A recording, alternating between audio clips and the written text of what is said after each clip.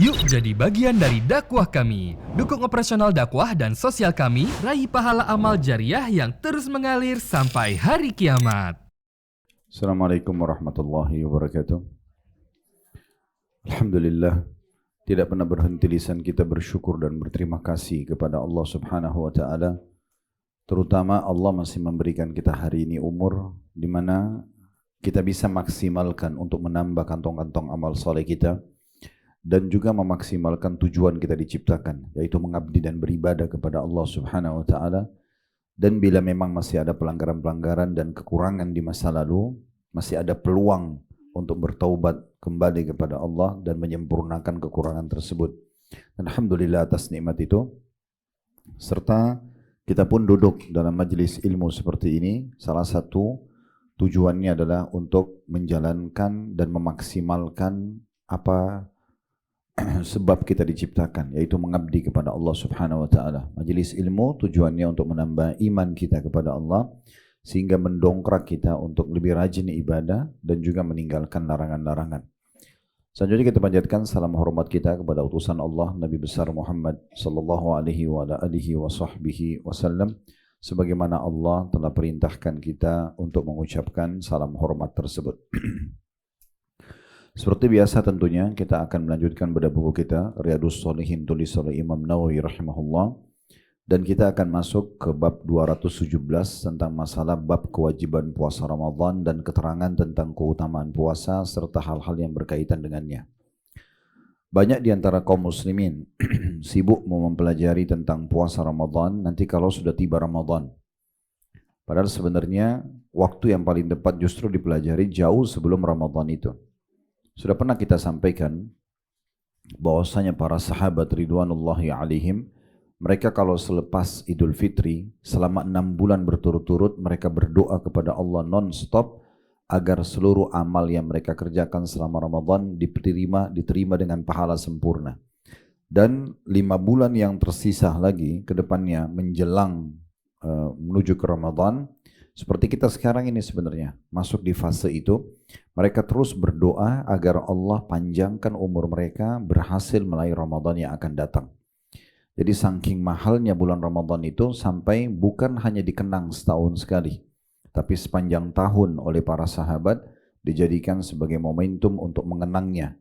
6 bulan setelah Idul Fitri berdoa agar diterima seluruh amal yang dikerjakan Ramadan yang lalu, dan sisanya 5 bulan ke depan sampai menjelang Ramadan berdoa agar disampaikan di Ramadan yang akan datang.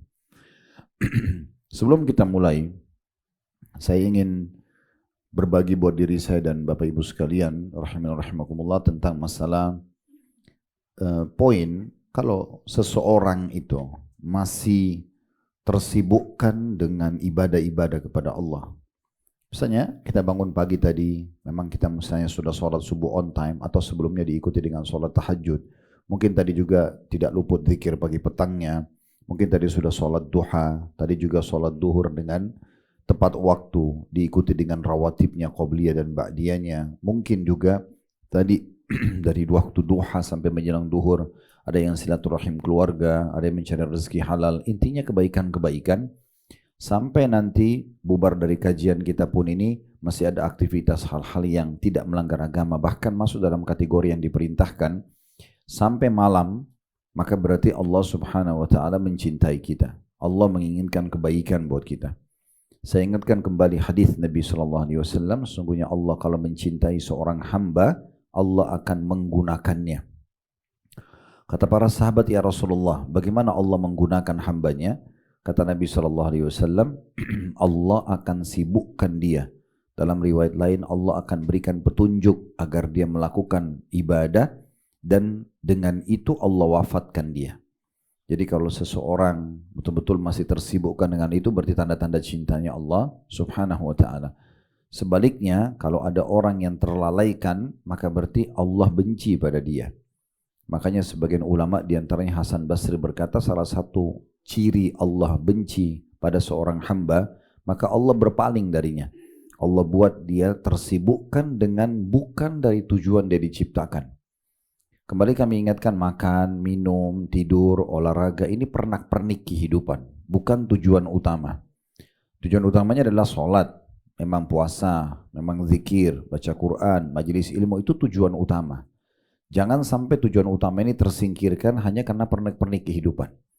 Tapi sebaliknya, pernik-pernik itu hanya melengkapi dan mewarnai saja.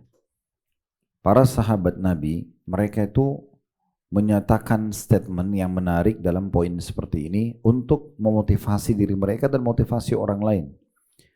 Misalnya Umar bin Khattab berkata radhiyallahu anhu, kalau bukan karena 3 hal, aku berharap segera wafat saja. Jadi ini maksudnya selama hidup di dunia. Ini waktu beliau hidup, beliau ucapkan ini. Kalau bukan karena 3 hal, aku tidak berharap hidup di dunia atau meninggal saja. Yang pertama adalah berjihad di jalan Allah. Ini salah satu ibadah. Jadi sibuk dari jihad ke jihad yang lainnya. Yang kedua adalah aku meletakkan dahiku sujud ke tanah untuk menghadap kepada Tuhanku. Jadi sujud. Ya. Itu tujuan utama diciptakan juga ibadah. Dan yang ketiga adalah aku berkumpul dengan satu komunitas orang-orang. Ya, kayak kita begini berkumpul dengan orang-orang di kajian misalnya. Aku berkumpul dengan satu komunitas kaum atau orang yang mereka menyortir tutur kata yang baik, tutur kata yang positif, yang memang sesuai dengan yang Allah ridhoi. Misalnya zikir, majelis ilmu, ide-ide yang baik, yang menanyakan kabar minimal yang positif. Sebagaimana disortirnya kurma yang berkualitas dari kurma-kurma yang buruk. Abu Darda radhiyallahu anhu berkata dari statement yang lain dari sahabat yang lain, kalau bukan karena 3 hal aku tidak berharap hidup sesaat pun di dunia. Lalu beliau sebutkan yang pertama, menahan dahaga di waktu puasa. Jadi kata Abu Darda, justru lagi haus-hausnya kalau puasa itu yang aku sedang nikmati. Kalau bukan karena itu aku tidak mau hidup sesaat pun di dunia. Karena beliau tahu itu pahalanya besar dan itu tujuannya dia diciptakan. Berapa banyak manusia yang menghindar dari puasa karena dia pikir haus gitu ya. Padahal sebenarnya para salafus saleh memahami justru itu kenikmatannya. Kemudian yang kedua, aku sujudkan kepalaku di malam hari, dahiku kepada Allah. Dan yang ketiga, aku berkumpul dengan kaum yang sibuk berbicara atau memilih tutur kata yang baik sebagaimana dipilihnya buah yang berkualitas dari buah-buah yang buruk. Jadi bagaimana kalau orang panen ada buah-buah yang grade A, ada grade B, dipisah-pisahkan, maka seperti itulah kita memilih juga komunitas kita. Jadi kita harus berpikir teman-teman sekalian, kalau yang masa lalu banyak terlalaikan dengan hal-hal yang negatif ya sudah, atau kurang dari ibadah atau lalai. Sekarang ke depan setelah hadir di majelis ilmu seperti ini harus jauh lebih baik dari sebelumnya. Jadi ini usahakan kita pertahankan karena penilaian orang itu husnul khatimah atau su'ul khatimah justru dari amal-amal yang terlihat sebelum dia wafat. Kalau dia terbiasa dengan satu perbuatan baik, Allah akan mudahkan dia meninggal dalam keadaan itu. Kalau dia terbiasa dengan satu perbuatan buruk, walaupun dia hebat dalam mengemas sehingga manusia tidak tahu, Allah akan permalukan dia dan Allah tutup dengan hidupnya itu. Jadi harus hati-hati. Makanya kata Nabi SAW dalam sebuah hadis yang sahih, Allah akan menutup hidup seseorang dengan amal yang biasa dia kerjakan, baik ataupun buruk. Kemarin waktu lagi umroh plus Aqsa, subhanallah ada salah satu jemaah kita sekaligus beliau kepala cabang Uhud Tour di kota Makassar, Dr. Aziz rahimahullah, sehat-sehat saja pada saat berangkat. Umurnya bahkan lebih muda dari saya 2 tahun. Sempat ke Aqsa, ibadah, saya lihat sendiri bagaimana kegiatan sosial pun beliau ikut, kegiatan kita taklim di Aqsa diikuti, kemudian sholat 5 waktu kita. Kemudian sempat ke Madinah, ya, juga maksimal dalam kegiatan sholat di Masjid Nabawi, ke aktivitas yang lain lah, ya taklimnya, kemudian ke Raudhah dan seterusnya, kemudian ke Mekah umrah. Subhanallah 1 hari setelah umrah, ya, itu beliau sholat subuh sama saya masih sama-sama di masjid. Dia menunggu sampai duha, setelah itu pulang sesak nafas sebelum asar meninggal dunia. Ya. Tapi saya tenangkan keluarganya karena bersama istrinya berangkat. Kalau ini adalah husnul khatimah, jelas secara teori agama, meninggal di tanah suci dan juga dalam kondisi menyempurnakan ibadahnya. Orang-orang seperti ini yang harus kita ambil pelajaran darinya. Makanya kata Abdullah bin Mas'ud radhiyallahu anhu, ambillah pelajaran dari orang yang sudah meninggal dunia dan jangan ambil pelajaran dari orang yang masih hidup. Maksudnya di sini bukan berarti orang yang hidup tidak bisa kita contohin, tetapi orang yang sudah meninggal dan menutup hidupnya dengan keimanan, dengan husnul khatimah, itu yang harus kita jadikan sebagai suri tauladan, lebih kental kita ikutin mereka, karena memang mereka kondisinya seperti itu. Ya, mereka sudah ditutup oleh Allah Subhanahu Wa Taala dengan kebaikan-kebaikan. Walaupun Abdullah bin Mas'ud bermaksud adalah para sahabat Nabi, ridwanullahi alaihim. Dan saya juga tenangkan keluarganya seraya menyebutkan kembali hadis tentang keutamaan orang yang meninggal dalam kondisi umrah ataupun haji, di mana Nabi SAW bersabda, siapa yang pergi haji, siapa yang meninggal sementara dia haji, dicatatkan baginya pahala haji sampai hari kiamat. Jadi kalau misalnya ada orang pergi haji, dia wafat nih, anggaplah 100 tahun lagi kiamat misalnya, berarti ada 100 kali haji. Nah kalau dia meninggal tahun ini, maka dia dapat 101 pahala haji. Haji dia sama 100 tahun ke depan. Dalam kondisi meninggal, haji itu saking pentingnya orang berpikir bagaimana menutup hidupnya dengan kebaikan. Dan siapa yang meninggal dalam kondisi mengerjakan ibadah umroh, maka dicatatkan baginya pahala umroh sampai hari kiamat. Begitu juga siapa yang meninggal dalam kondisi berjihad, walaupun bukan dibunuh oleh musuh, kemudian dia wafat, maka dicatatkan baginya pahala jihad sampai hari kiamat. Nah, ini harus menjadi sebuah program buat kita. Bagaimana kita berpikir selama hidup sibuk dengan amal-amal saleh dan nanti di akhirat ditutup. Dan ada sebuah hadis lagi yang mulia disebutkan oleh Al-Qurtubi rahimahullah dalam kitab At-Tadhkirah beliau. Kalau Nabi SAW bersabda, Allah akan atau seseorang itu akan dikubur di tanah yang dia terbuat darinya. Maka Imam Qurtubi mengatakan rahimahullah, tidak diragukan lagi Abu Bakar sama Umar radhiyallahu anhu terbuat dari tanah yang sama terbuat Nabi dan tidak ada orang lain. Karena mereka cuma bertiga di satu kuburan itu. Nah, kemarin saya juga sampaikan, berarti beliau ini rahimahullah Dr. Aziz, semoga Allah ampuni dosa-dosanya, Allah terima amalnya, itu dikubur di Mekah. Ya, saya sendiri yang hadir dalam pemakamannya, dalam pemandiannya, dan subhanallah ini sesuai dengan hadis tersebut. Ternyata memang istrinya berbagi cerita kalau dia memang sudah lama berharap supaya bisa wafat di Mekah atau di Madinah.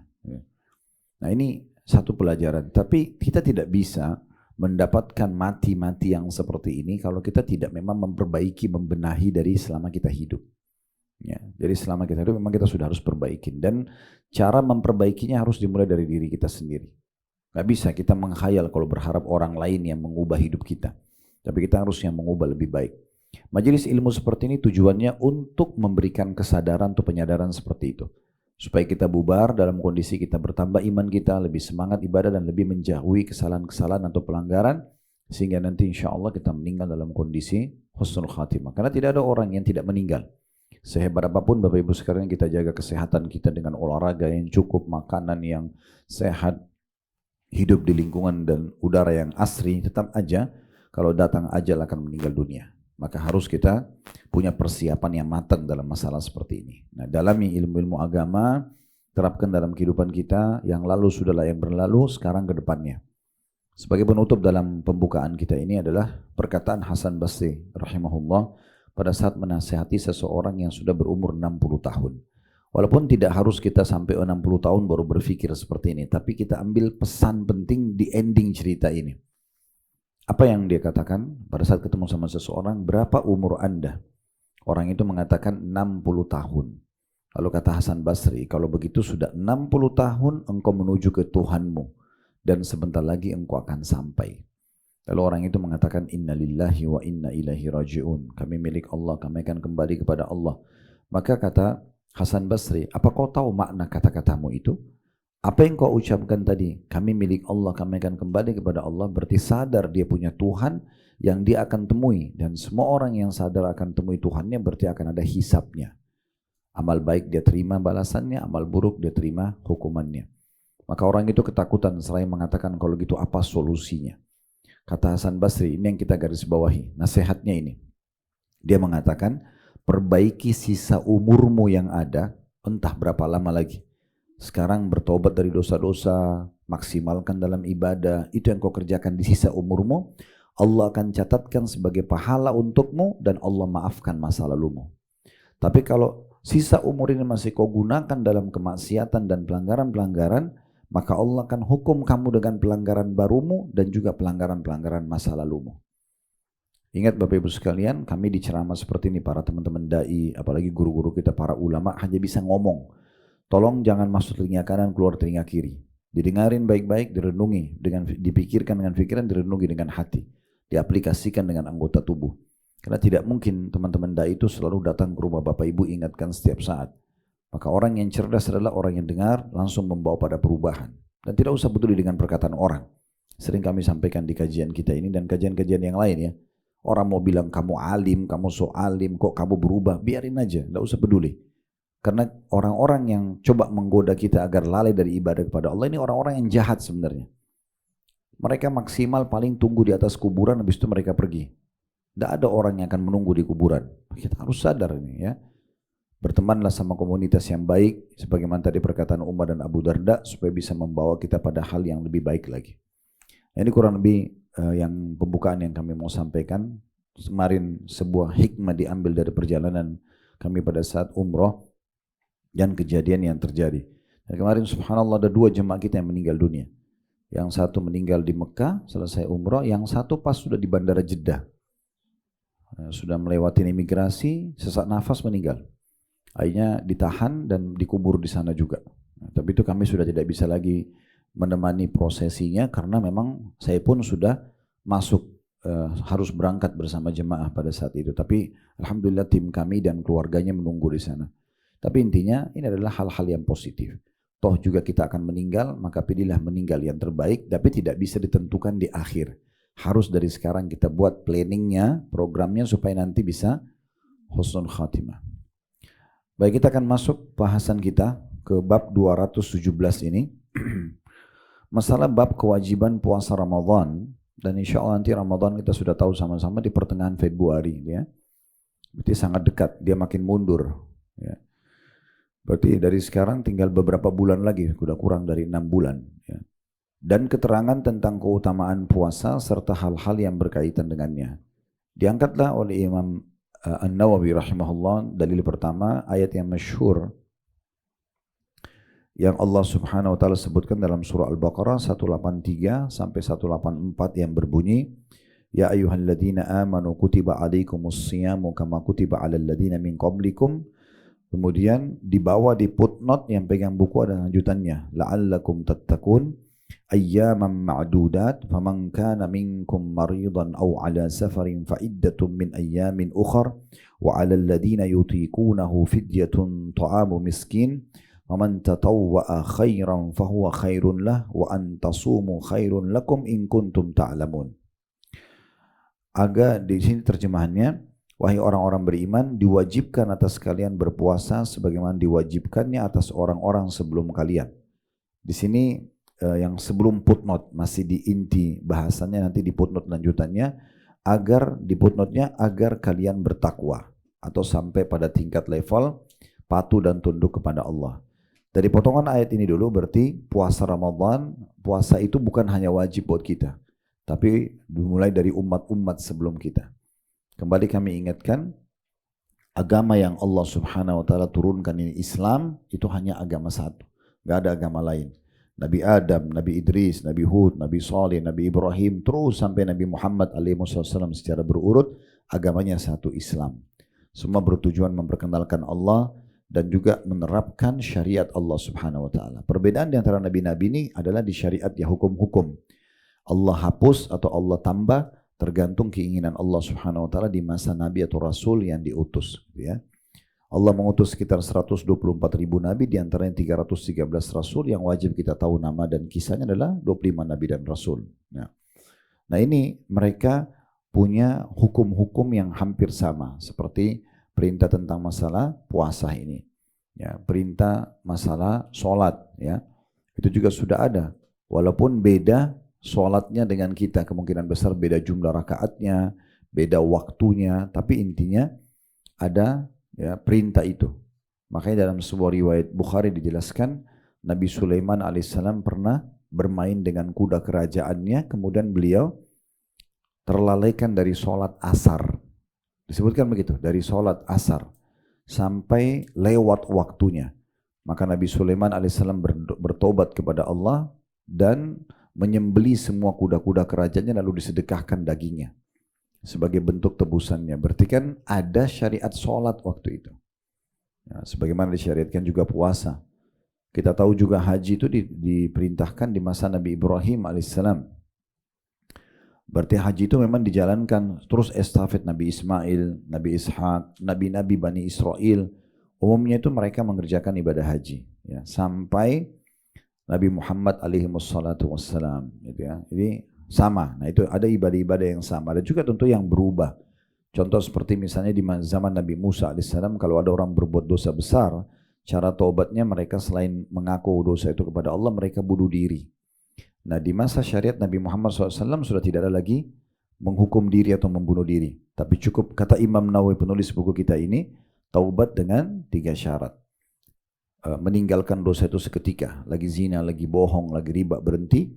Yang kedua sesali, yang ketika janji sama Allah tidak mengulangi, maka sudah diterima taubatnya. Nah ini ada perbedaan, ya, sosialisasi daripada syariat tersebut. Kemudian selanjutnya Allah mengatakan hari-hari yang sudah ditentukan, maksudnya hanya beberapa hari saja, itulah Ramadan. Maka barang siapa di antara kalian yang sakit atau dalam perjalanan musafir lalu tidak berpuasa, maka wajib mengganti sebanyak hari yang dia tidak berpuasa itu pada hari-hari yang lain. Dan bagi orang-orang yang berat menjalankannya jika mereka tidak berpuasa, wajib membayar fidyah, yaitu memberi makan seorang miskin. Tetapi barang siapa dalam keadaan kerelaan hati mengerjakan kebajikan, maka itu lebih baik baginya, dan puasa kalian itu lebih baik bagi kalian jika kalian mengetahuinya. Nah, ini kita bagi lagi jadi 2 poin, ya, di lanjutan ayat ini, yaitu potongan yang nomor 2 tadi. Potongan pertama adanya syariat puasa untuk umat sebelum kita. Potongan kedua adalah tentang masalah siapa yang sedang sakit dan musafir, dia boleh ganti ke hari yang lain.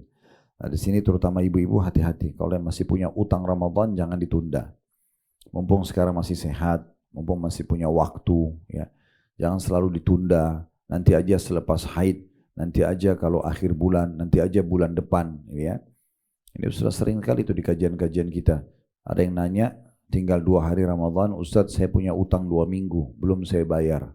Ya. Apa yang harus saya lakukan? Maka saya biasa bilang jawaban di kajian, ibu kemana aja 11 bulan.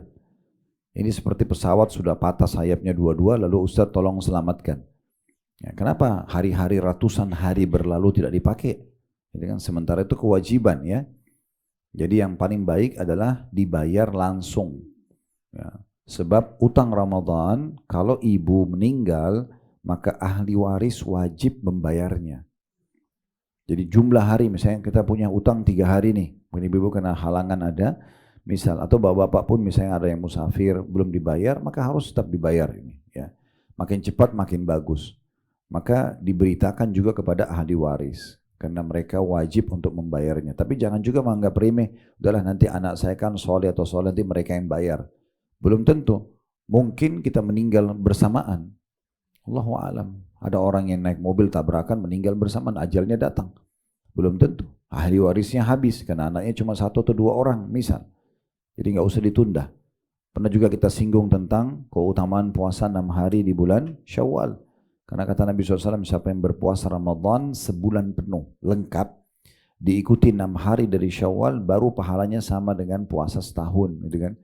Berarti orang kalau puasa Syawal dulu 6 hari, sementara utang Ramadannya masih ada 5 hari, dia sudah selesai Syawal tapi utang belum, berarti belum dicatat pahala setahun. Sampai dia bayar yang 5 hari itu. Baru kemudian dia bisa. Makanya saya sering sarankan sebuah muslimah, kami fokus ke muslimah karena kebanyakan yang punya udzur adalah wanita, gitu ya. Maka selepas Idul Fitri, sehari 2 hari udah puasa aja langsung. Mumpung mesinnya masih panas nih. Hampir sebulan puasa kalau ada halangan itu, ya. Lanjutin selesaikan. Maka itu jauh lebih baik. Allahu a'lam. Baik, kemudian potongan yang ketiga adalah bagi orang yang tidak bisa lagi puasa, maka mereka boleh bayar fidyah. Fidyah memberi makan 1 orang 1 hari sesuai dengan porsi yang kita makan, atau kita keluarkan 2,5 kilo beras, mirip dengan ukuran zakat fitrah. 2,5 kilo beras per hari. Nah tapi ini harus ada udzur, ya. Udzur itu misalnya tua banget, sudah pikun, tidak bisa puasa, nggak mungkin. Tapi masih hidup, Lewat Ramadan wajib puasa, kalau dia tidak mampu maka dibayarkan fidyah, gitu kan? Atau orang yang dalam kondisi gaibubah. Gaibubah itu kayak orang yang masuk rumah sakit tapi belum meninggal, cuma dalam kondisi tidak sadar. Ya, karena biasa orang begitu ya, tidak sadar sampai sebulan. Nah, ini tetap harus ada fidyahnya, gitu ya. Atau orang yang kena penyakit kronis tidak memungkinkan untuk puasa. Nah, itu baru membayar fidyah, ya. Dan saya termasuk berpegang pada pendapat kalau wanita hamil ataupun menyusui itu bukan fidyah saja, tapi dia tetap membayar puasanya karena dia punya kemampuan. Kalau sekarang dia hamil, nanti habis melahirkan, tetap aja dia bisa puasa. Dia masih muda, masih sehat, ya. Karena orang hamil itu berarti masih sehat otomatis. Maka jangan menggampang-gampangkan hukum, karena ini khusus bagi orang-orang yang betul-betul punya udzur. Bahkan pendapat yang kami pegangi, wanita yang sedang hamil atau menyusui, itu lebih sempurna dia bayar utang dan dia bayar juga fidyah. Dia bayar juga fidyah sejumlah hari yang dia tidak berpuasa. Namun Allah mengatakan, ketahuilah kalian berpuasa itu jauh lebih baik. Secara syar'i di sisi Allah Subhanahu wa taala, orang yang puasa walaupun dia itu memaksakan diri, tetap itu lebih baik sisi Allah Subhanahu wa taala. Makanya para sahabat Nabi seperti Utsman bin Affan radhiyallahu anhu di umur sudah 80 tahun masih puasa. Ya, di hari beliau terbunuh di tangan kaum Khawarij waktu itu, beliau lagi puasa. Dalam sebuah riwayat disebutkan beliau sempat bermimpi, tertidur sejenak di siang hari sebelum beliau terbunuh, lalu beliau melihat Nabi SAW dalam mimpi yang mengatakan bahwasanya, hai Utsman, bersabarlah, engkau akan berbuka puasa bersama kami. Setelah beliau terbangun, masuklah para pemberontak lalu membunuh beliau.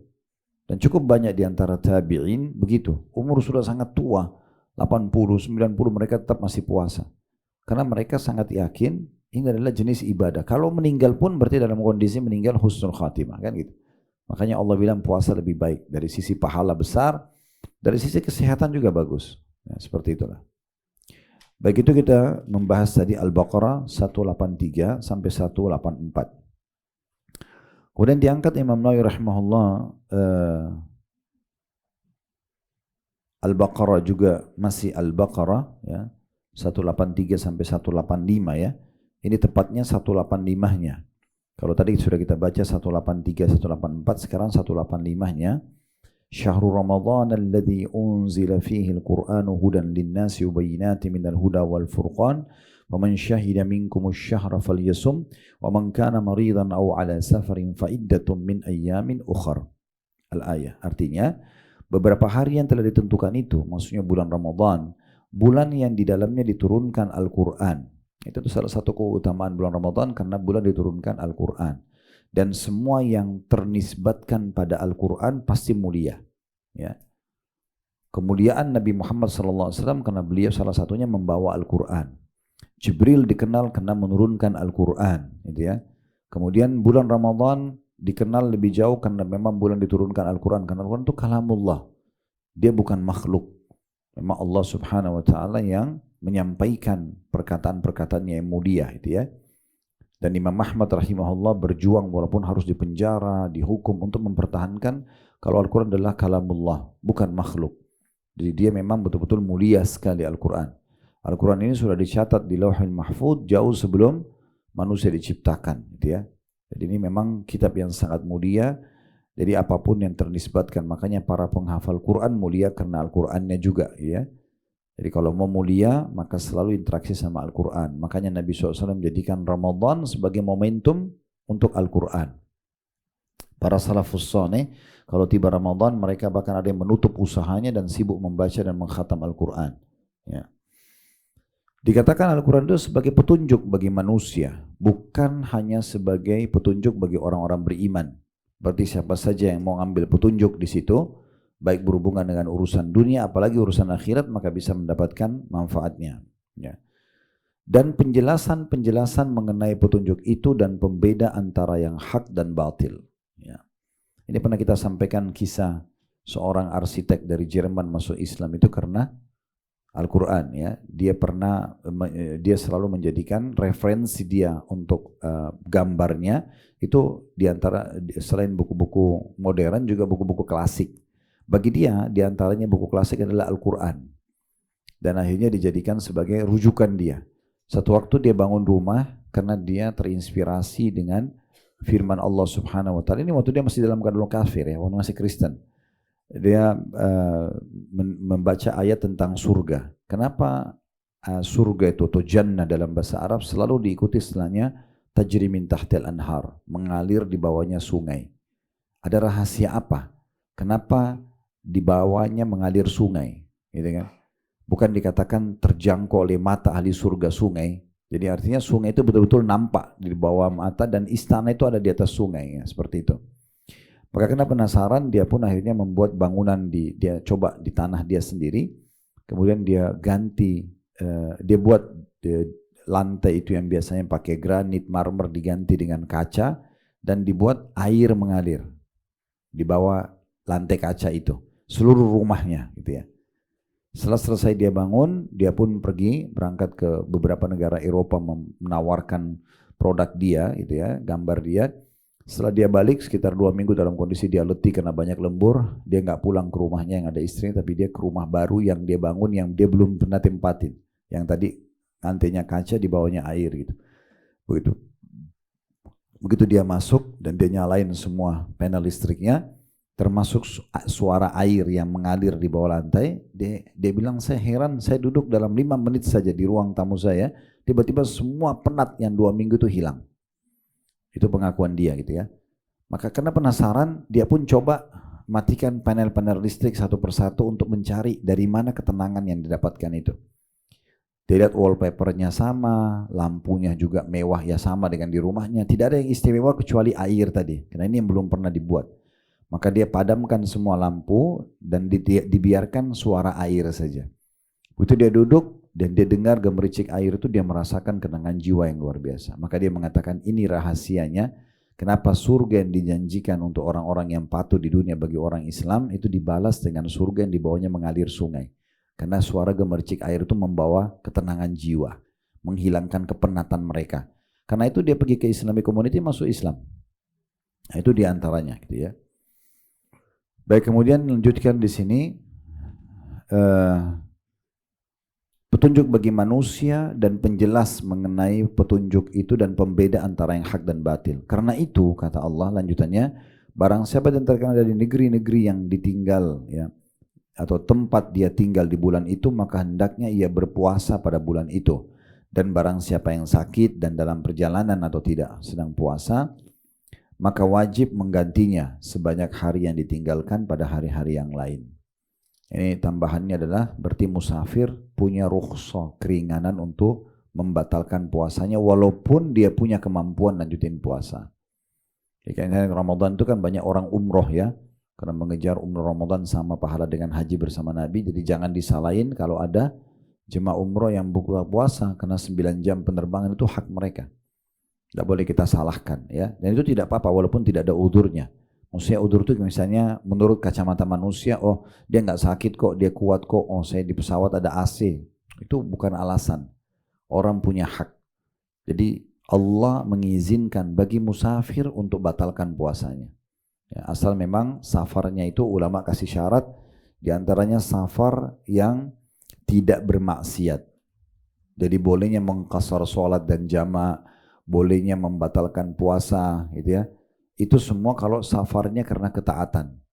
Umroh, haji, jihad, nuntut ilmu, cari rezeki, nah itu yang boleh. Kalau orang pergi maksiat tidak masuk dalam masalah ini ya. Jadi ini jelas-jelas. Kemudian jaraknya ya yang umumnya ulama pegang adalah 80 km. Baru dianggap jarak safar. Walaupun ada pendapat kecil dari ulama yang mengatakan tidak harus 80 km, tetapi umumnya berpegang pada pendapat ini, dinukil dari pendapat Ibnu Umar radhiyallahu anhu yang memberikan gambaran jarak antara Mekah sama Jeddah kurang lebih 80 km. Baik, itu tadi adalah ayat Al-Quran yang bicara tentang masalah Ramadan dan beberapa ilmu yang bisa kita korek. Sekarang kita masuk ke hadis pertama berhubungan dengan masalah puasa Ramadan. Ini urutannya nomor 1223 dari awal belajar. Abu Hurairah radhiyallahu anhu berkata, bahwasanya Rasulullah SAW bersabda, qala Allahu azza wa jalla, kullu amal ibni Adam lahu illa siyam fa innahu li wa ana ajzi bih was-siyamu junnah fa idza kana yawmu sawmi ahadikum fala yarfuth wala yaskhab fa in sabbahu ahadun aw qatalahu falyaqul inni sha'im walladhi nafsu Muhammadin biyadi la khalufu famis sha'imi atyabu 'inda Allahi min rihil misk للصائم فرحتان يفرحهما إذا أفطر فرح بفطري وإذا لقي ربه فرح بصومه. Allah Azza wa Jalla berfirman, semua amal anak Adam adalah baginya kecuali puasa.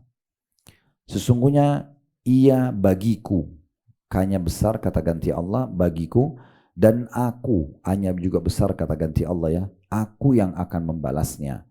Puasa adalah tameng. Ada footnote nomor 737 di bawah tentunya ya. Tameng dari neraka ya, atau perbuatan maksiat. Kemudian dikatakan, jika atau karena itu, bila salah seorang di antara kalian sedang berpuasa, maka janganlah berbuat rafath.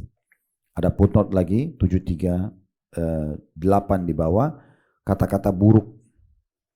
Ya, lebih tepatnya sebenarnya sini kata syahwat kepada selain pasangan halal, ya, sayang, cinta, rindu dan segala macam ini omong kosong yang bukan pada pasangan halal, gitu ya. Kemudian wala yaskhab, tidak boleh juga berteriak-teriak. Bahasa sakhab masih di footnote 738 dikatakan artinya berteriak-teriak, bertengkar, ribut. Orang kalau lagi puasa tidak boleh. Fa in sabbahu ahadun aw qatalahu falyakul inni sha'im. Kalau seandainya ada orang yang coba mengajaknya berkelahi, ribut, maka hendaklah ia mengatakan aku sedang puasa. Demi zat yang jiwa Muhammad ada di tangannya, N-nya besar kata ganti Allah, maksudnya demi Allah, bau mulut orang yang berpuasa itu lebih harum di sisi Allah daripada minyak wangi misk atau kasturi. Orang yang berpuasa mempunyai 2 saat yang membahagiakan. Bila dia berbuka puasa, maka dia berbahagia dengan bukanya. Dan bila berjumpa dengan Tuhannya nanti di hari kiamat, maka dia berbahagia dengan pahala puasanya. Muttafaqun alaih. Masih ingat ini? Bukhari dan Muslim, muttafaqun alaih. Dan ini adalah lafaz riwayat Al-Bukhari. Berarti lafaz Imam Muslim mirip-mirip tapi sedikit ada perbedaan. Imam Nawawi memilih riwayat Bukhari yang diangkat. Kita masih lanjutkan dulu ya. Dalam riwayat lain, yatruku ta'amahu wa syarabahu wa syahwatahu min ajli as-siyamu li wa ana ajzi bihi wal hasanatu bi asyri amsalihha. Dia meninggalkan makanan, misalnya orang yang puasa, minuman dan juga syahwatnya walaupun halal, suami istri kalau lagi puasa dia meninggalkan itu karena aku, kata Allah. Puasa itu adalah milikku dan akulah yang akan membalasnya. Dan kebaikan akan dibalas 10 kali lipat. 10 kali lipat. Dalam riwayat Muslim, ini masih di nomor urut yang sama ya.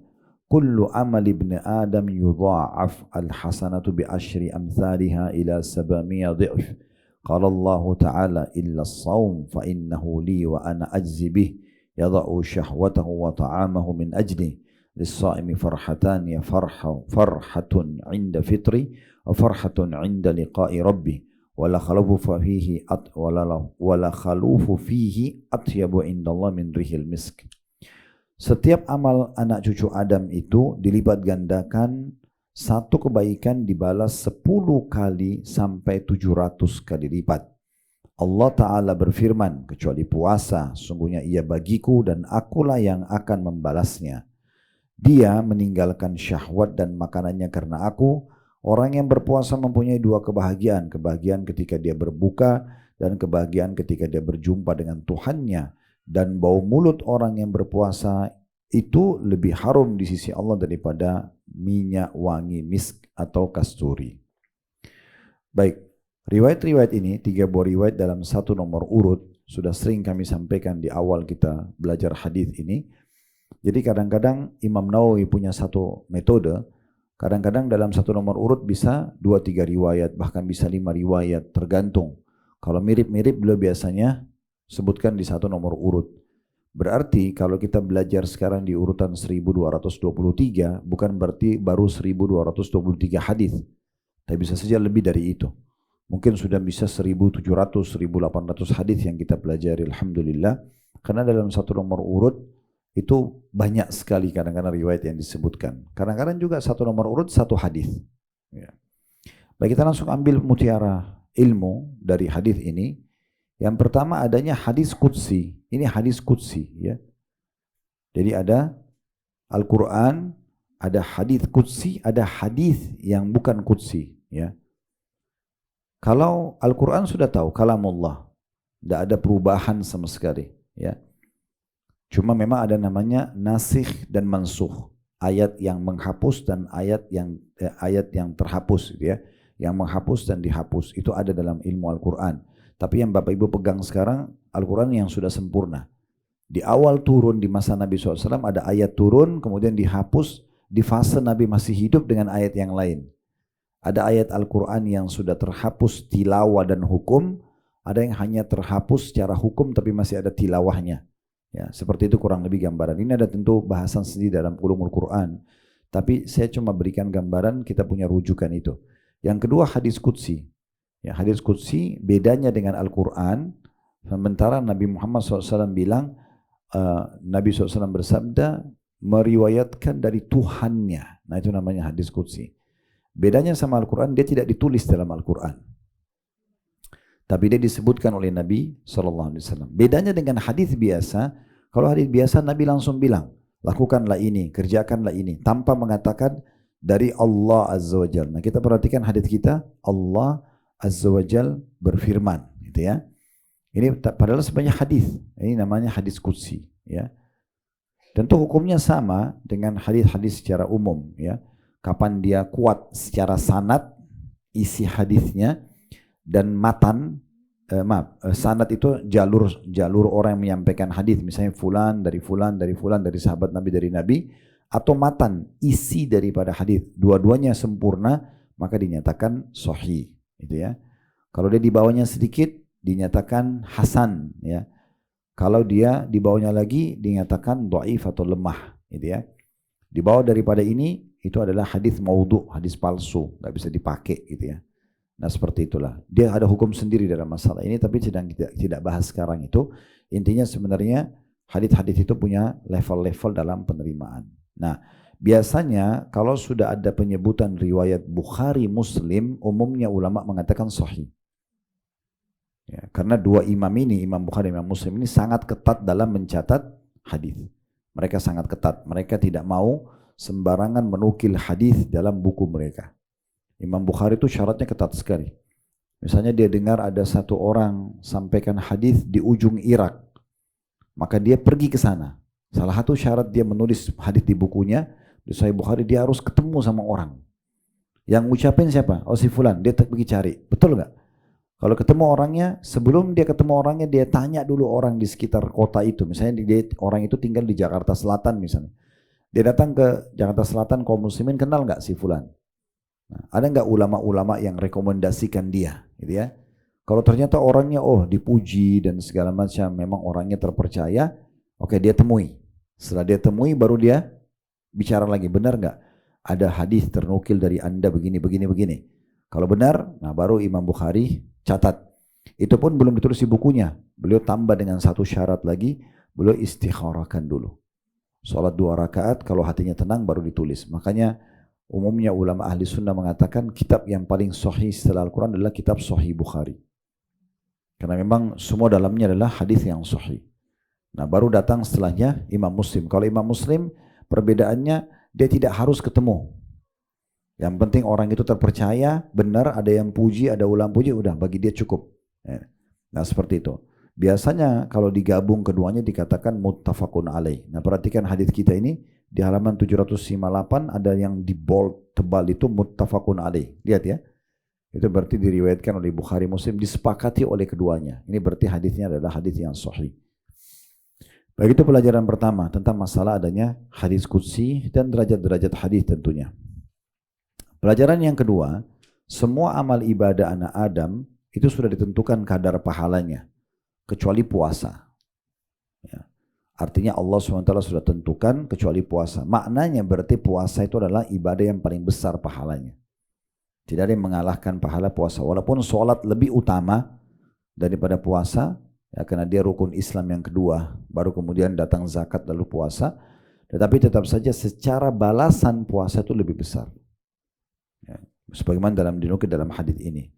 Semua amal ibadah anak Adam sudah ditentukan kadar pahalanya, kecuali puasa, kata Allah. Alasannya kenapa? Karena aku akan balas secara langsung. Itu Allah SWT mengatakan begitu di riwayat yang pertama, di halaman 757. Di riwayat yang kedua, kalau Bapak Ibu buka di halaman 758, di situ dijelaskan alasannya kenapa. Karena Allah bilang dia meninggalkan makanan, minumannya dan syahwatnya karena aku. Itu sebabnya kenapa dia menjadi lebih besar. Maka Allah mengatakan puasa itu milikku dan aku yang akan membalasnya secara langsung. Ya. Itu pelajaran yang kedua. Kedudukan puasa tentunya ya, kalau kita mau simpulkan begitu. Dan dia adalah ibadah yang paling besar pahalanya. Pelajaran yang ketiga yang bisa diambil, pelipat gandaan pahala puasa. Ya. Di situ dinukil dari riwayat yang nomor 3. Semua amal ibadah di halaman 758, coba lihat dalam hadis yang nomor 3-nya, maksudnya urutan nomor 3 di nomor urut yang sama ya, masih 1, 2, 2, 3 ya. Semua amal ibadah anak Adam dilipat gandakan sampai 10 kali lipat, sampai 700 kali lipat. Kecuali kata Allah puasa, karena aku akan balas dia secara langsung. Berarti puasa bisa lebih dari 700 kali lipat pahalanya. Kalau dimulai dari 10 sampai 700 kali lipat itu balasan sholat, puasa, zakat, zikir dan segala macam. Kalau puasa itu lebih dari 700 kali lipat. Nah, pernah kita sampaikan kan ada 3 alasan bagaimana caranya Bapak Ibu melipat gandakan pahala ibadahnya ya. Yang pertama harus mengontrol keikhlasannya. Jadi kapan dia makin ikhlas makin besar pahalanya. Makin tidak ada urusan dengan pujian manusia makin besar pahalanya. Yang kedua ingat kemasannya. Mengemas ibadah itu. Sering kita ulang itu ya. Jadi beda antara orang yang bangun sholat malam, kebetulan saja dia bangun, nah daripada saya nggak bisa tidur, saya sholat aja deh. Nah dia sholat, dia tidak niat dari awal sebelum tidur untuk sholat malam. Nah ini orang yang tidak punya kemasan, dia sholat dengan mukena yang ada, kebetulan ada sejadah, nggak ada sejadah, dia sholat saja, surah apa yang terlintas dibaca, ini biasa. Kalau orang mengemas itu sebelum tidur dia sudah siapin mukena yang paling bersih, kalau perlu sejarah yang dibubuhi minyak wangi karena dia mau ketemu sama Tuhannya, kemudian dia pilih surah tertentu, ya, dia punya persiapan untuk itu, ya, maka itu kemasan namanya. Orang sedekah, tiba-tiba ibu-ibu dan bapak tadi keluar dari rumah ke kajian sini, kebetulan di lampu merah ada orang miskin minta, Anda buka dompet ada uang 50.000 kasih. Tidak diprogramin sebelumnya. Dapat pahala, dapat pahala. Beda dengan orang yang mengemasnya. Sebelum keluar rumah di dompet sudah ditaruh uang khusus untuk disedekahkan. Dan kita sengaja nyari. Bilang sama drivernya, nanti kalau ingatin saya kalau ada orang yang minta-minta berhenti ya. Nah, misal contoh, kita sengaja. Memang sudah kita kemas itu. Sudah disiapin uangnya, sudah kita cari targetnya siapa. Nah itu kemasan namanya. Dan seterusnya lah, semuanya kemasan ya. Kalau pernah ingat hadis yang saya sampaikan, Nabi SAW bersabda kepada para istri-istri beliau satu waktu, orang yang dahulu akan menyusulku pada saat aku meninggal adalah orang yang paling panjang tangannya. Maka meninggallah Nabi SAW, kata Aisyah, kami belum faham hadis Nabi ini. Maka setiap kami ketemu para istri Nabi, kami selalu mengukur tangan kami, siapa yang lebih panjang. Sampai meninggalnya Zainab binti Jahash. Ini istri Nabi yang pertama meninggal setelah Nabi meninggal ya. Ternyata Zainab ini kata Aisyah orang yang gemar sekali bersedekah tapi dari hasil tangannya. Jadi kayak misalnya kalau orang memberikan baju perang, beli di pasar langsung jadi, dia tidak, dia jahit sendiri. Dia kalau mau kasih makan orang, ada makanan jadi dengan dia buat sendiri. Nah karena itu punya kelebihan tersendiri gitu ya. Itu contohnya. Nah ini yang dimaksud dalam hadis tadi gitu. Jadi dengan pengemasannya. Kemudian yang ketiga dengan memarketingkan. Pasarkan itu ya. Kayak misalnya kajian begini, kalau misalnya tuan rumah mengizinkan Anda untuk mengundang orang, jangan disia-siakan, undang orang. Mungkin orang yang datang 1-2 orang yang kita diberikan kesempatan mengundang, atau di kajian umum lah. Atau kita kirim cuplikan ceramah. Atau sering saya bahasakan, kenapa Bapak Ibu tidak dukung channel-channel dakwah? Ini bukan karena mendukung channel kami saja. Di YouTube bisa dengan subscribe, di Instagram, Facebook, TikTok bisa dengan follow. Semua channel dakwah bisa diberikan dukungan. Dukungan kita itu membuat channel itu makin dikenal dan akhirnya makin banyak orang dengar. Nah, kita bisa dapat pahala bersama mereka. Jadi bukan hanya sekedar tahu, oh iya channel Ustadz ini ada. Tapi apa andil kita? Nah itu juga termasuk memarketingkan ibadah itu. Ya, seperti itu kurang lebih. Nah ini yang dimaksudkan tadi. Kemudian selanjutnya, kita masuk itu faedah ketiga ya. Tentang masalah adanya pelipat gandaan pahala ya, puasa sampai lebih dari 700 kali lipat. Kemudian pelajaran yang keempat, puasa itu tameng dari api neraka. Makna lainnya kata Imam Nawawi, tameng dari maksiat. Ini dua-duanya masuk dalam makna ya. Kalau saya pilih dua-duanya. Dia tameng dari api neraka karena ada sebuah hadis yang dinukil oleh Al-Mundhiri dalam kitab Sahih, dalam kitab Targhib Tarhib disahihkan oleh Syekh Albani. Kata Nabi SAW, siapa yang puasa 1 hari di jalan Allah, Allah akan buat antara dia dengan neraka sebuah parit khandak yang jaraknya antara langit sama bumi. 1 hari aja puasa. Nah bagaimana kalau orang yang rutin berpuasa? Nah itu berarti memang dia selamat dari api neraka, jadi tameng. Dalam riwayat lain, dia adalah tameng dari api neraka sebagaimana tameng salah seorang dari kalian di medan perang. Bagaimana bisa menahan panah dan serangan musuh dengan tameng tersebut, maka perisai itu, maka begitulah puasa terhadap api neraka. Makna yang kedua adalah dia akan menyelamatkan dari kemaksiatan. Ini juga kita bisa rasakan. Kita kalau lagi puasa kita takut buat dosa. Ada perasaan khawatir puasanya berkurang atau batal itu ya. Nah itu berarti memang puasa akan menjadi tameng dari pelanggaran-pelanggaran agama. Itu yang dimaksud dengan wassiyamu junnah. Puasa adalah tameng. Itu di hadis riwayat pertama juga disebutkan ya di halaman 757. Kemudian pelajaran yang kelima yang bisa diambil, untuk menyempurnakan pahala puasa maka tidak boleh rafath dan sakhab. Rafath mengucapkan kata syahwat. Ya tadi sudah kita bilang ya, rindu, sayang, tapi selain pasangan halal. Kalau suami istri masih boleh. Yang tidak boleh membatalkan puasa kalau terjadi hubungan biologis, maaf itu ya. Tapi kalau gandengan tangan, orang bertutur kata yang santun gitu kan. Bahkan Nabi SAW pernah mengecup Aisyah di bulan Ramadan, itu tidak masalah. Tetapi yang dimaksud sini adalah rafath melakukannya pada selain yang halal. Makanya pernah kita sampaikan dalam beberapa tahun yang lalu di kelas kita juga kita sampaikan tentang salah satu manfaat bulan Ramadan adalah melatih kita selama sebulan terbiasa tidak rafath. Meninggalkan semua kata-kata syahwat kepada selain pasangan halal. Begitu juga dengan sakhab, bertengkar, ribut. Makanya kalau diajak ribut lagi puasa, bilang saya sedang puasa. Itu ajaran Nabi SAW. Pelajaran yang keenam, bahwasanya bau mulut orang yang puasa di sisi Allah lebih wangi daripada bau misk atau kasturi. Ini pelajaran yang keenam. Karena umumnya orang kalau puasa tidak makan, tidak minum. Biasanya ada bau mulut ya. Nah, walaupun di sini sudah pernah kita jelaskan, boleh dan itu sudah menjadi fatwa umum ulama, orang puasa tetap sikat gigi, tetap bersiwak, tetap menggunakan mouthwash, ya itu nggak masalah. Tapi karena dia tidak makan dan minum, biasanya masih ada saja bau ya. Tapi itu di sisi Allah Subhanahu Wa Taala lebih wangi daripada bau kasturi. Ya, ini tentu yang dimaksud adalah di sisi Allah Subhanahu Wa Taala. Apakah maknanya nanti hari kiamat di surga orang yang puasa Allah akan buat bau mulutnya seperti kasturi, atau memang ini adalah bahasa kemuliaan di mana Allah muliakan mereka. Ya, tapi bukan berarti orang lagi puasa terus candain temannya, nih bau mulut saya kasturi, bukan begitu ya. Bukan itu yang dimaksud.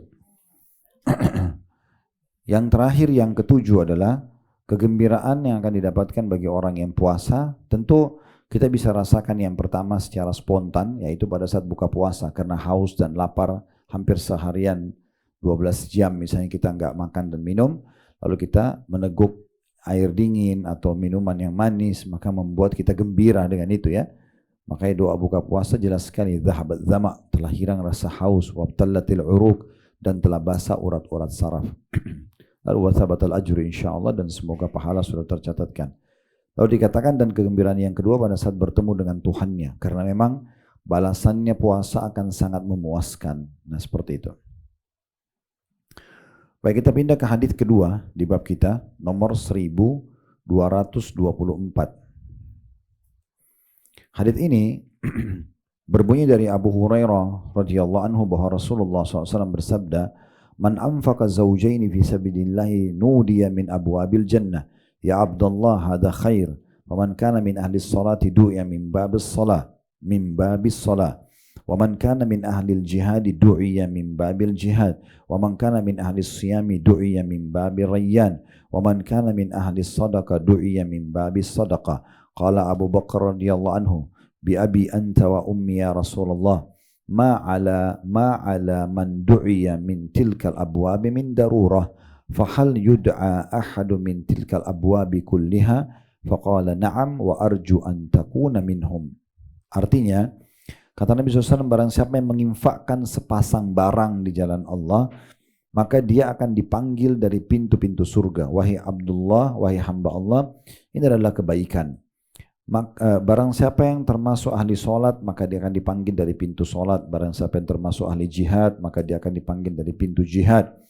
Barang siapa yang termasuk ahli puasa, maka dia akan dipanggil dari sebuah pintu namanya Ar-Rayyan. Barang siapa yang termasuk ahli sadaqah, maka dia akan dipanggil dari pintu sadaqah. Maka Abu Bakar radhiyallahu anhu berkata, "Wahai Rasulullah, aku korbankan bapak dan ibuku demi dirimu. Seseorang dipanggil dari salah satu pintu dari pintu-pintu tersebut, bukankah sesuatu yang penting? Lalu adakah orang yang dipanggil dari semua pintu tersebut?" Maka Nabi SAW mengatakan, "Iya, dan aku berharap engkau termasuk di antara mereka." Kembali lagi hadisnya muttafaqun alaih. Kita tentunya akan membacakan hadis 1225 karena ini semakna ya, tentang masalah pintu bagi orang yang puasa. Dari Sahal bin Sa'ad radhiyallahu anhu dari Nabi SAW, beliau bersabda, "Inna fil jannati baban yuqalu lahu Rayyan, yadkhulu minhu as-sa'imuna yawmal qiyamah, la yadkhulu minhu ahadun ghairuhum. Yuqalu aina as-sa'imun fayakumun la yadkhulu minhu ahadun ghairuhum, fa idza dakhalu ughliq falam yadkhul minhu ahad." Sesungguhnya di surga ada sebuah pintu bernama Ar-Rayyan. Di hari kiamat orang-orang yang berpuasa akan masuk lewat pintu itu. Selain mereka tidak ada yang memasukinya. Diserukan, "Mana orang-orang yang berpuasa?" Lalu mereka bangkit, tidak ada yang masuk selain mereka. Bila mereka masuk, maka ia tutup atau ditutup dan tidak ada seorang pun yang masuk lewat pintu itu. Hadis ini juga sama, muttafaqun alaih. Baik, kita langsung ambil pelajarannya. Yang pertama, pentingnya seseorang berinfak sesuatu yang bermanfaat atau ekstra manfaatnya. Ya. Jadi hanya sekedar menginfakkan sesuatu yang habis seketika dengan orang yang menginfakkan sesuatu yang bisa bertahan lama, maka itu jauh lebih besar. Ya, makanya Nabi SAW mengatakan siapa yang menginfakkan dua berpasangan. Di sini sebenarnya yang diberikan isyarat adalah hewan, ya. Seperti kalau orang nyumbang kambing atau domba jantan dan betina. Misalnya Bapak Ibu beli, lalu diinfakkan atau disedekahkan ke pesantren untuk dikembangbiakkan. Nah gitu ya. Sepasang kuda, misalnya sepasang ayam, nah gitu-gitu ya. Nah itu nanti siapa yang menginfakkan ini, maka dia akan mendapatkan juga panggilan dari pintu surga. Misalnya dari pintu sedekah lebih tepatnya ya. Seperti itulah. Nah, ini berarti adanya motivasi untuk itu. Motivasi untuk berinfak juga hewan-hewan yang sifatnya berpasangan yang bisa dikembangbiakkan. Nah, itu banyak sahabat yang melakukan ini di masa Nabi SAW. Pelajaran yang kedua, bahwasanya semua ibadah punya pintu-pintu di surga. Makanya dikatakan ada pintu sholat yang akan dipanggil semua orang yang rutin sholat ke pintu itu. Kemudian ada jihad juga akan dipanggil pelaku jihad dari pintu itu. Dan ada puasa, namun puasa secara khusus dinamakan pintu Ar-Rayyan. Ya. Dan disebutkan sebagai pintu puasa gitu ya. Maka akan dipanggil dari pintu-pintu itu. Maksudnya nanti surga itu sebuah istana yang sangat besar. Disebutkan dalam Al-Quran surah Al-Imran ayat 133, ya dikatakan wasari'u ila magfiratin min rabbikum wa jannatin arduha arduha as-samawati wal ard. Berlomba-lombalah kalian pada pengampunan Tuhan kalian dan kejarlah surga yang luasnya seluas langit dan bumi. Jadi kalau kita pernah mempelajari ilmu pengetahuan alam, kita tahu tentunya ya, bagaimana bumi kita ini seperti butiran pasir dibandingkan planet-planet yang ada di langit sana, gitu ya. Dan terlalu banyak ciptaan Allah SWT di bawah langit ini. Nah, itu baru langit pertama, langit kedua, langit ketiga. Nanti surga itu seperti semua langit-langit ini besarnya, luasnya. Makanya istana seseorang itu sangat besar nanti. Dan dia bisa memiliki istana di setiap camp ibadah yang dia lakukan. Misal Bapak Ibu rutin jaga sholat 5 waktu, sholat duha, sholat malam, itu nanti ada istananya sendiri di dalam pintu gerbang namanya pintu sholat. Nanti orang yang rutin puasa, wajib dan sunnah dipanggil dari pintu rayyan. Nanti orang jihad dipanggil dari pintu jihad. Tentu di dalam ada lagi tingkatan-tingkatannya. Beda orang yang sholat rutin 5 waktu, tepat waktu dengan sholat-sholat sunnahnya semuanya, dengan orang yang sholat wajib dan sunnahnya tidak dikerjakan. Tetap dipanggil dari pintu rayyan, tapi kalau kita bahasakan di dunia klasternya, ini klasternya lebih bagus daripada klaster yang lain. Tapi bisa saja kita punya istana di semua jenis ibadah itu. Selama kita terlibat dalam ibadah-ibadah itu. Nah, ini pelajaran juga yang bisa diambil dari hadis ini. Tepatnya pelajaran yang kedua gitu ya. Kemudian pelajaran yang ketiga yang bisa diambil adalah adanya orang yang dipanggil dari semua pintu itu. Dan Abu Bakar akan menjadi pemimpinnya. Makanya Nabi Abu Bakar ini dengan sangat cerdas mengatakan, ya Rasulullah, betapa luar biasanya orang kalau dipanggil dari pintu-pintu ibadah itu. Sholat akan dipanggil, dia punya istana, puasa akan dipanggil. Ini luar biasa pentingnya. Ada enggak orang yang dipanggil dari semua pintu itu? Karena semua ibadah dia kerjakan. Kata Nabi SAW, iya, dan saya berharap kamu salah satunya. Maknanya kamu adalah orang yang terpilih untuk itu. Ya, berarti bukan mustahil kita bisa mendapatkan ini. Nah, ini himbauan saja, saran saja. Bapak Ibu sekalian, coba ambil sebuah kertas, di garis tengah-tengahnya ditulis ibadah yang sudah istiqomah, di sebelahnya ibadah yang belum istiqomah. Ya, tulis saja masing-masing ibadah istiqomah apa? Sholat 5 waktu misalnya. Contoh, ibadah istiqomah apa lagi? 2, 3, zikir misalnya, bakti orang tua misalnya. Terus kita tulis ya. Cari setelahnya ibadah yang kita tidak istiqomah. Misal sholat duha saya biasanya seminggu cuma 2 hari saya sholat. Ditulis dia belum istiqomah. Puasa Senin Kamis misalnya, atau zikir pagi petang, atau membaca 1 juz Al-Quran sehari misalnya. Nah, setelah kita tahu ibadah yang kita tidak istiqomah ini, coba mulai benahi di sini. Dan jangan biarkan umur berlalu tanpa kita benahi. Usahakan kita meninggal dalam kondisi sempurna. Ngerti nggak? Kita cari mana yang kita belum istiqomah. Misalnya ibu-ibu anggaplah yang paling gampang difahami istiqomah itu pakai jilbab misalnya. Udah istiqomah, saya nggak mau lagi nggak buka jilbab saya. Nah, oke, itu betul istiqomah di situ kan. Nah, cari yang tidak istiqomah yang mana. Yang tidak istiqomah ini kita mulai susun, diprogramkan. Mulai kita kerjakan. Misalnya kita belum sholat duha, baru seminggu 2 hari kita sholat. Atau kadang-kadang kita sholat sebulan cuma sekali, 2 rakaat kapan ada kesempatan. Sekarang benahi dulu tuh. Mulai sekarang harus saya kerjakan sholat duha rutin setiap hari walaupun cuma 2 rakaat. Dan saya sudah pernah ajarkan tipsnya untuk mengerjakan ibadah harus dipaksakan. Baru bisa gitu ya. Nah, ini poin penting yang harus digarisbawahi tentunya. Nah, ini kita benahi gitu ya. Ibadah-ibadah kita sama dengan kalau ketaatan dengan kemaksiatan. Ketaatan yang sudah kita kerjakan apa, kemaksiatan masih kita buka apa, susun. Masih bohong, masih ini, masih itu. Lalu baca ancamannya dosa itu, lalu kita komitmen mulai sekarang paksakan saya akan berhenti bohong, saya akan berhenti riba, saya akan berhenti zina. Harus, dan programin, minta sama Allah agar sebelum meninggal sempurna. Nah gitu. Supaya kita meninggal dalam kondisi bisa mendapatkan semua pintu-pintu ini. Pintu-pintu ketaatan tadi ya, dan bisa maksimal. Ada satu poin pernah saya sampaikan kalau masih ingat ya. Firman Allah Subhanahu wa taala tentang surga, setelah menyebutkan surga itu jannah tajri min tahtiha al-anhar, di bawahnya mengalir sungai, umumnya Allah menyebutkan khalidina fiha. Artinya apa? Kekal. Baik, fahami kekal ini dari 2 sisi. Yang pertama, artinya kita kalau masuk surga tidak akan keluar. Udah kekal selamanya. Kepemilikannya abadi. Gitu ya. Itu positif. Gak ada masalah. Saya yakin kita mudah fahami ya. Makanya Imam Ahmad mengatakan rahimahullah, ketenangan seseorang muslim itu justru setelah kakinya masuk ke dalam surga. Karena kalau sudah masuk surga tidak akan keluar selamanya dan kekal.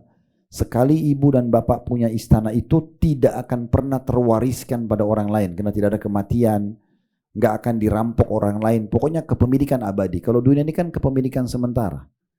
Contoh rumah kita atas nama kita. Kita kalau meninggal pindah ke ahli waris. Berapa banyak orang sekarang beli rumah, rumah itu dibangun oleh orang dulu, dia niat nikmati, begitu dia meninggal dijual sama ahli warisnya. Orang lain yang nikmati, kan begitu. Kendaraan, tas, apa saja itu kepemilikan dunia semua sementara. Tapi di akhirat khalidina fiha. Sekali kita miliki, abadi punya kita. Gak akan pindah tangan, gak terwarisi, tidak ada kematian, tidak ada perampokan dan segala macam. Itu positif. Tapi makna yang kedua perlu saya ajak Bapak Ibu renungi. Maknanya khalidina fiha, sekali Bapak Ibu masuk ke level itu, misal contoh ada 100 level di surga. Ini contoh saja. Kita dengan amal yang kita kerjakan selama ini kita masuk ke level 45 misalnya. Masuk nih, tak khalidina fiha, kekal selamanya. Artinya nggak bisa naik ke level 46. Tangkap nggak ini? Nggak bisa naik ke level 50. Untuk pindah ke level 50 dari dunia dibuat. Makanya tadi saya bilang benahin itu. Karena kita kalau satu kali masuk di level 45 tidak bisa pindah. Udah di situ aja. Nggak turun, nggak naik. Jadi nanti kita hanya bisa lihat orang yang di level 70. Oh enak benar orang itu ya. Oh dulu hanya karena puasa Senin Kamis. Coba dulu saya puasa Senin Kamis. Itu dan tidak ada manfaatnya. Oh itu orang dulu suka, saya tahu tuh.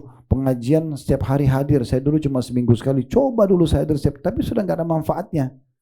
Udah nggak bisa. Nah untuk mengejar level terbaik itu di dunia, makanya butuh introspeksi diri tadi.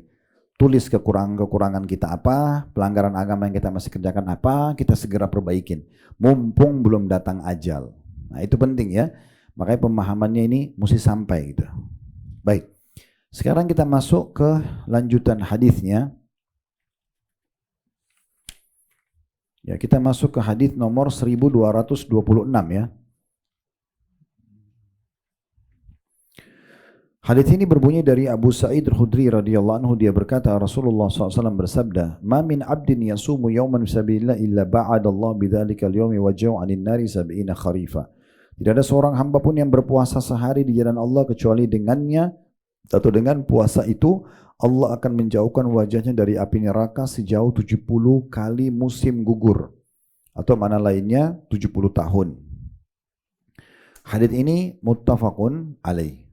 Ya, disepakati oleh Bukhari dan Muslim. Langsung saya kita ambil faedahnya tentunya, yaitu yang pertama, pentingnya seseorang mengikhlaskan ibadah puasa dan ibadah-ibadah umumnya. Karena di sini untuk mendapatkan keutamaan dijauhkan dari api neraka sejauh 70 musim atau 70 tahun harus fi sabilillah, ikhlas karena Allah itu. Ya, maknanya. Makanya dikatakan tidak ada seorang hamba pun yang berpuasa sehari di jalan Allah. Maksudnya karena Allah. Bukan karena testimoni, bukan karena mau diet, bukan hanya karena nggak enak sama komunitas atau teman-teman atau mertua atau pasangan. Pokoknya memang karena Allah. Ada orang, nggak ada orang, saya tetap puasa. Nah gitu. Ada orang, nggak ada orang, saya tetap sedekah. Ada orang lihat, nggak ada orang lihat, tetap saja saya sholat duha misalnya. Nah seperti itu keikhlasan. Ini yang pertama. Yang kedua, keutamaan orang yang ikhlas dalam berpuasa akan dijauhkan dari api neraka sejauh 70 musim, maksudnya 70 tahun.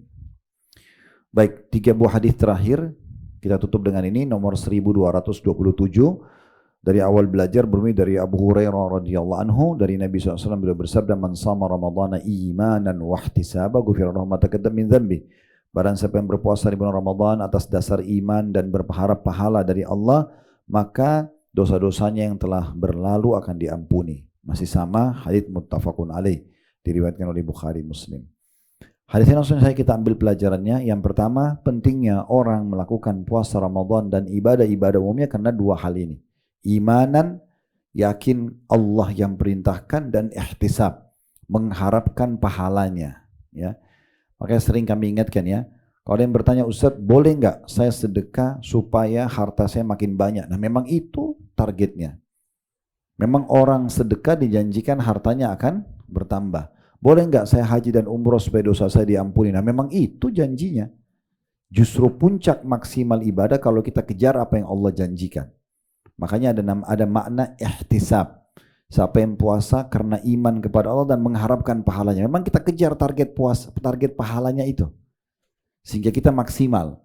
Ya, baca Quran supaya dapat setiap hurufnya 10 pahala misalnya. Nah, memang begitu. Atau menjadi penolong pada hari kiamat. Memang harus seperti itu.